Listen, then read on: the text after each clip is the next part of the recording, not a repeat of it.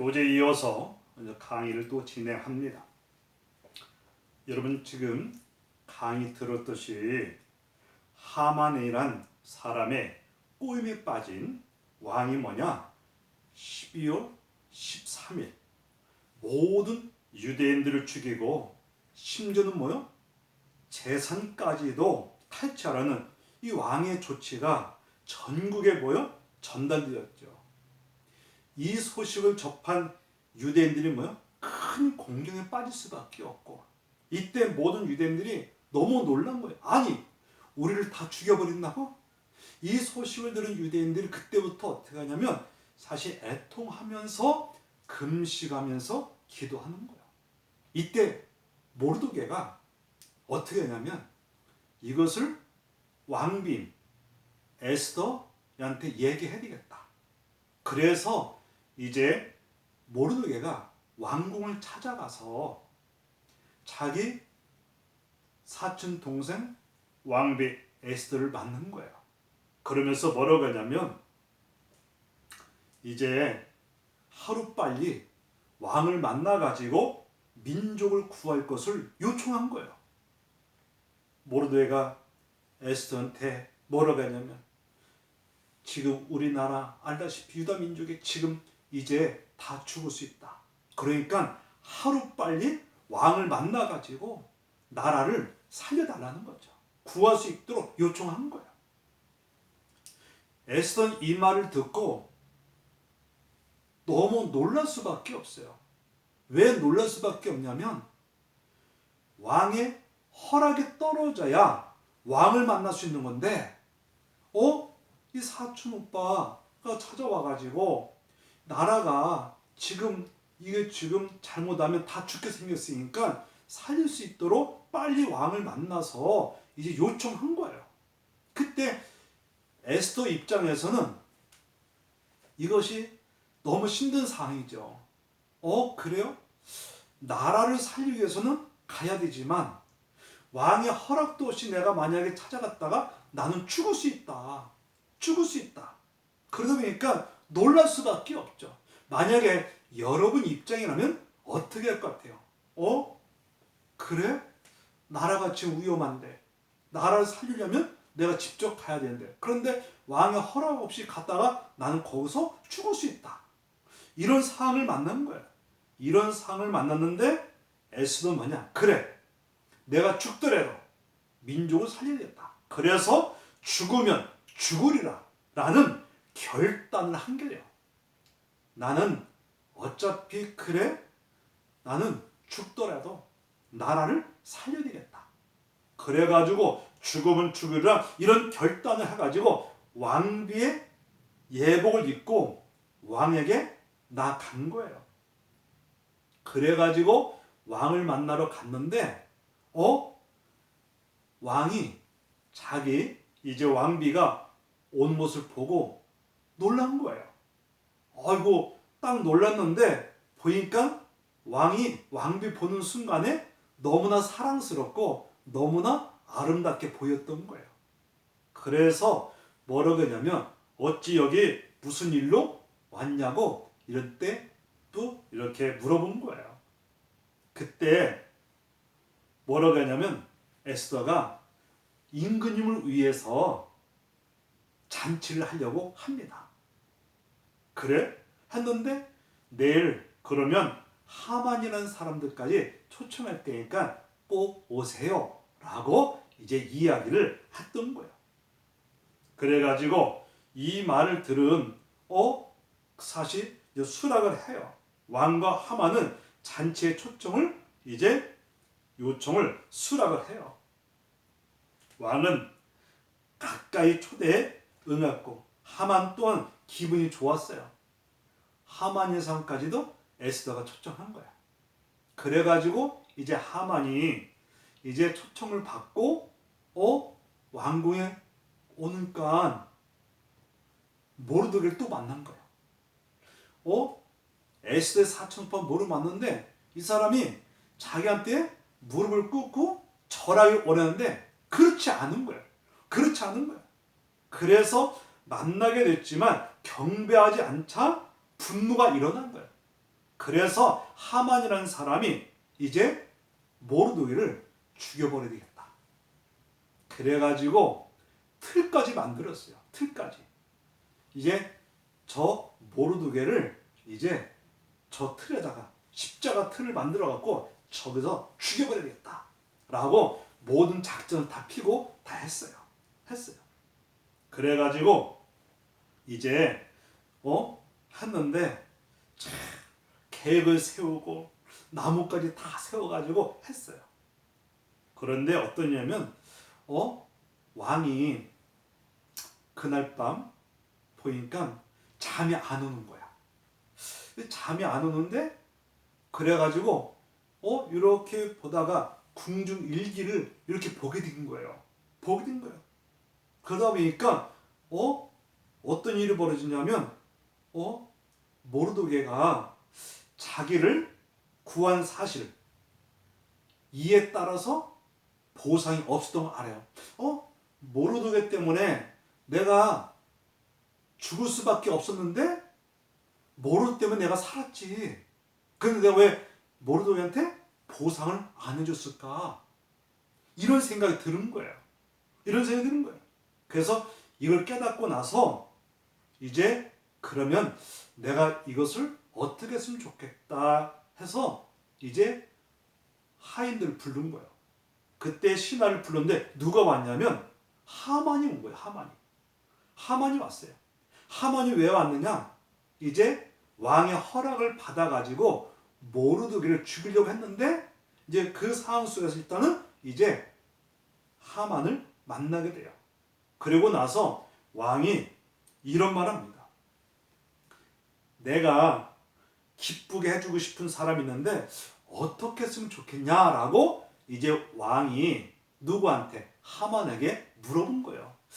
내가 기쁘게 할 사람이 있는데 어떻게 했으면 좋겠냐라고 하자 하만이 본인을 착각한 거예요. 왕이 나를 좋아하는구나. 왕이 나를 좋아하기 때문에 그러면 이렇게 대답을 해야겠다.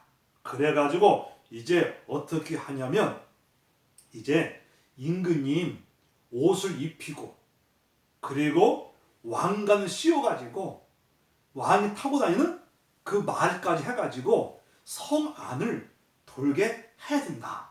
이렇게 얘기한 거예요. 하만은 뭐냐면 임금이 나를 좋아하는구나. 그래서 나를 위해서 하니까 내가 그렇게 얘기했다.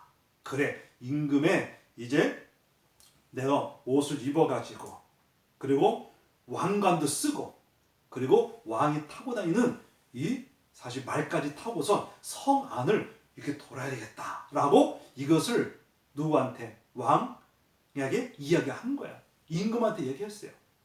그때 왕 임금이 뭐라고 했냐면 하만한테 그렇게 한 게 아니라 누가 했냐면 이제 모르드게한테 그렇게 실천하는 거예요.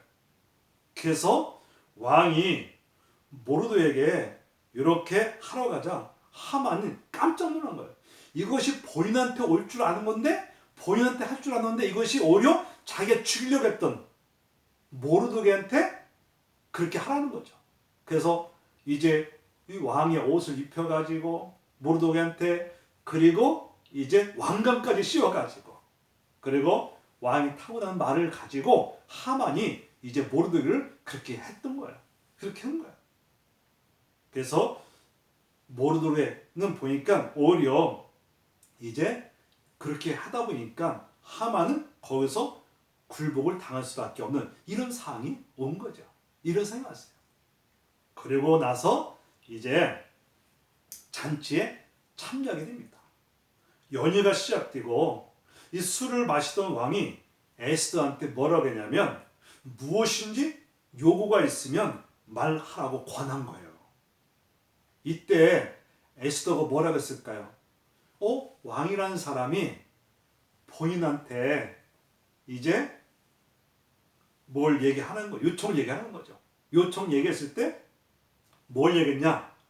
자기 민족을 못 살할 악인의 계획에서 구해달라고 이렇게 얘기한 거예요. 왕의 입장에서 깜짝 놀란 거예요. 아니, 그 유대인들 다 또 이렇게 정말 몰살하는 민족을 몰살하는 사람이 있구나. 그 악인 계획에 악인의 계획을 여기서 구해달라라고 했어요. 왕은 그 계획이 도대체 누구의 짓이냐라고 묻게 된 거예요. 아니 민족을 다 몰살시킨다? 이 사람 누구야? 라고 이제 왕이 에스더에게 물었어요. 그때 에스더가 뭐냐? 바로 그 자리에서 하만이라는 사람이 그렇게 한 겁니다. 하만이라는 사람이 이 유대 민족을 전체를 몰살시키려고 아예 작전 핀 거예요. 이 말을 들은 왕이 깜짝 놀란 거죠. 그래서 직접 하만에게 물었어요. 사실 어떻게 하냐면 왕이 사실 하만에게 소리치며 그게 사실이냐?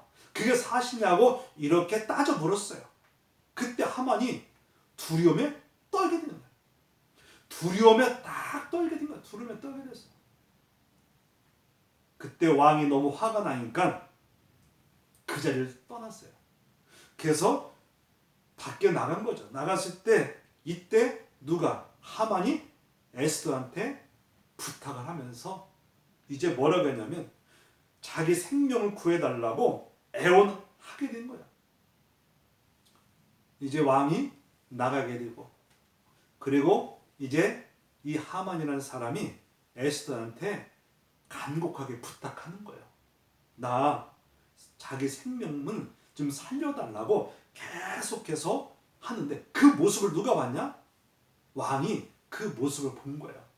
그 하만이라는 사람이 에스더한테 자기를 살려달라고 부탁하는 것을 왕이 직접 보게 돼요. 그래갖고 왕이 진노해가지고 어떻게 하냐? 결국 사형 틀에다가 이 하만을 죽게 만든 거예요. 어떻게 보면 하만은 모르드게를 이 십자가 형틀로 죽이려고 했던 틀에 본인이 그 자리에서 죽게 된 거예요. 그래서 죽게 된 거예요. 그러다 보니까 이제 하만이라는 사람이 결국은 뭐냐? 이것을 민족을 전체를 다 죽이려고 했다가 오히려 본인이 이 죽게 된 것을 보게 된 것을 알게 수 있어요. 그리고 이것을 보면 이 대적을 물리치고 이것을 불임절이라는 것이 생겨진 거야. 불임절. 이 불임절이 뭐냐? 유대 민족이 구원받는 날로 지키는 거예요. 지키는 거.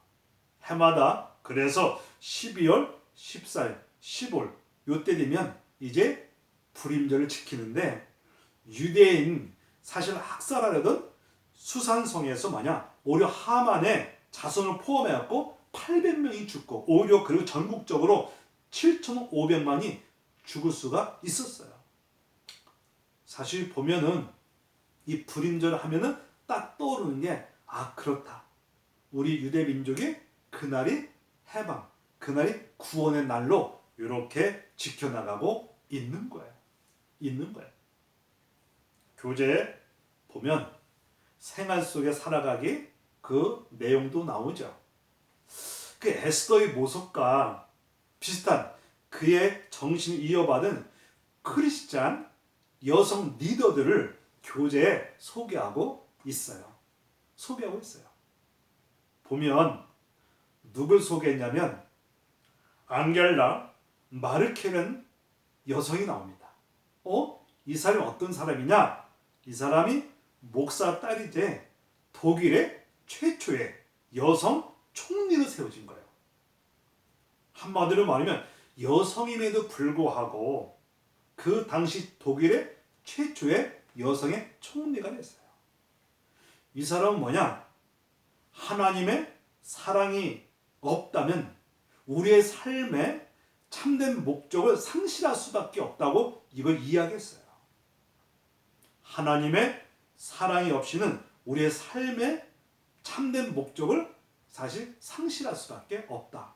역으로 말하면 하나님의 사랑을 가지고 실천하며 살아가는 거죠. 그러다 보니까 이 사람이 최초 여성의 총리였을 때 하나님의 사랑을 강조한 거죠.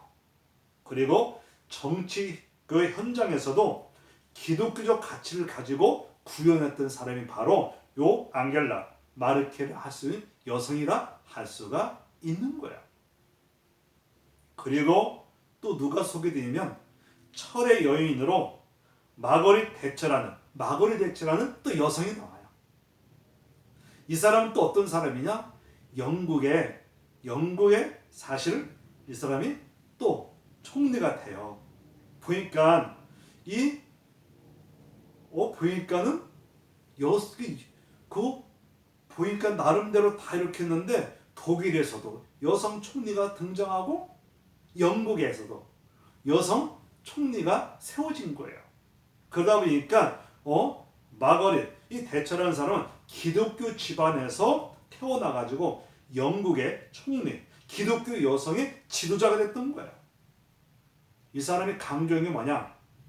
경건한 신앙생활을 통해 갖고 자성과 절제, 근면, 성실 그리고 자립을 강조했던 거예요.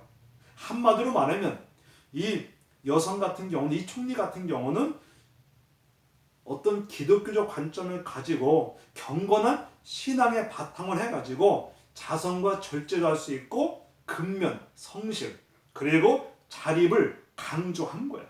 그래서 훗날에 사실 보면 영국의 경제적까지 사실 살릴 수 있는 그런 방향을 만들었죠.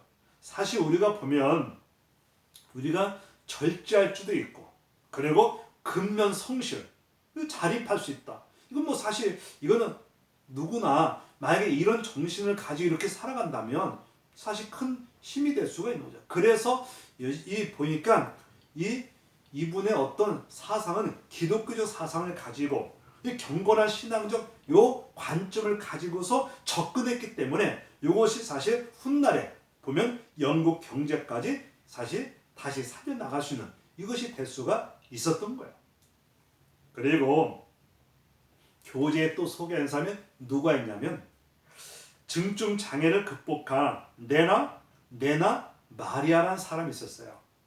이 사람들은 뭐냐? 이 사람은 많은 사람들에게 깊은 감동을 주는 아주 잔잔한 여성 리더였었던 거예요. 이 사람은 네나 마리아는 어떤 사람이냐? 라고 했을 때 스웨덴 탄생인데 두 팔이 없는 거예요. 두 팔이 없어요. 장애가 두 팔이 없는 장애였었고 한쪽 다리도 그렇게 짧은 상태로 출생한 거예요. 한번 생각해 보세요. 양손이었고 그리고 한쪽 다리가 만약에 너무 짧다? 이 장애인으로 태어난 거예요. 장애인 태어났어요. 그러다 보니까 이 특수 장애 보호시설이 아닌 부모님의 사랑 그리고 기도, 헌신의 교육으로 양육을 받게 돼요. 여러분 생각해 보세요. 아니 이렇게 중증 장애인을 사실 어떤 특수한 장애 시설에 보내지 않고 부모님이 가정에서 사랑으로 그리고 기도로 헌신의 교육으로 양육을 한 거예요. 그러다 보니까 어떤 일이 벌어졌냐? 3살 때부터 수영을 시작합니다. 3살 때부터 수영을 시작했는데 18살에 세계 장애인 수영대회에서 금메달 2개와 동메달까지 딴 거예요. 그러다 보니까 3살에 시작한 그 장애, 사실 보니까 양손도 없고 또 다리도 다른데 이런 장애를 가지고 뭐 했냐면 3살 때부터 수영을 한 거예요. 그리고 18살 때 이 장애인, 이 올림픽에 가가지고 수영대회에 나가고 금메달 2개, 동메달까지 딱. 심지어는 1988년 서울의 장애인 올림픽에 여기까지 참석한 거예요. 한번 생각해 보세요. 어떻게 양손이었고 다리도 짧은데 어떻게 그렇게 할 수 있을까? 3살부터 18살까지 열심히 수영을 해가지고 장애인 수영대회에 나가가지고 금메달도 따고 동메달 따고 심지어는 대한민국은 그 당시 이제 장애인 올림픽까지 참석을 했던 거예요. 그리고 19살이 되자 그때 스톡홀름 음대에서 이제 합격을 해요. 스웨덴 이 국왕의 장학금을 받아가지고 미국에 가가지고 거기서 재즈, 가스펠을 이제 이거 노래 같은 거 이런 것을 음악을 전공하게 돼요. 음악 전공해요. 그래서 24살에 일본에 처음 공연을 시작한 거예요. 그리고 여러 나라에 가가지고 이 가스펠 싱어, 이 가스펠 싱어라는 것은 뭐냐면 이 복음성가 같은 거 요것을 공연을 했는데 보니까 어떻게 해요? 이 사람이 한국, 대한민국에도 많이 왔어요. 우리나라에도 여러 번 왔어요. 여러 번 왔어. 그래서 여러분들 혹시 그 노래 들어봤나요? 당신은 사랑받기 위해 태어난 사람. 이 노래 많이 들어봤을 거예요. 물론 우리 교회 다니는 우리 학우들은 많이 들었고 심지어는 교회 다니지 않는 사람도 이 노래 들었을 거예요. 당신은 사랑받기 위해 태어난 사람. 이거 아마 이거 들었을 거예요. 이것을 사실 이 사람이 작사 작곡해가지고 불렀던 거죠.